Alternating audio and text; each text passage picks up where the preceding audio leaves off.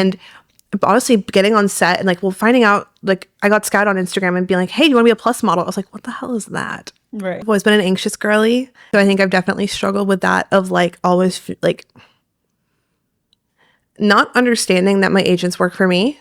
It was a hard thing for me. I didn't understand that. And so I always felt like I had to please them. And I really struggled with that. And I think that really was a hard thing for me to understand. And I felt so anxious about talking to my agents or emailing my agents or getting email from them. I was always like, I can relate. and honestly, on the low, I'm still a little like that. Like I assigned to a new team and every time they email me, I'm like, oh wait, I shouldn't be panicking right now. This is okay. They just texted me. How are you doing? Oh, you know, that's just trauma. To be honest with you, I think the industry has been really healing for me in a lot of ways. I mean, like before I came in the industry, I had an eating disorder for about a decade. And I felt so frustrated with my body for so long because I didn't see people who looked like me. And I always felt like I needed to be this thing and I needed to be this kind of size. And I'd just be crying in the Target dressing rooms. My friends could buy these dresses and they didn't fit on me. And like, I was always bigger chested and like, they'd be like, your boobs are like, you look like a porn star in that. And I felt so embarrassed all the time. And honestly, getting on set and like, finding out, like I got scouted on Instagram and being like, hey, do you want to be a plus model? I was like, what the hell is that? Right. What's a plus model?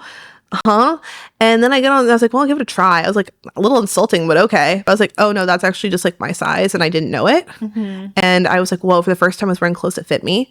And for a lot of ways that was healing. It felt like very like validating of my body. Like, oh, I don't need to change. And oh, where my size sits is actually like a good place to sit because I can work and make money at this size. In a lot of ways it was really good for me actually. But then of course, you know, there's the, as we talked about, like the comparison games and all of that. And also just like it's feeling isolating. Like you're traveling a lot when you're really young. And you know, this game is definitely a little manipulative of young girls, I think, because they really depend on you not knowing what you're talking about and not knowing how to read a contract. And trying to navigate that, it feels like a rigged game sometimes. Like you'll never catch up. Like agents will try to lock you in contracts that like you're never meant to win in and things like that. And it just, that's definitely hard to navigate and definitely can make you feel very alone because it was the one thing I could control and control my image of and not need someone else to tell me it's enough.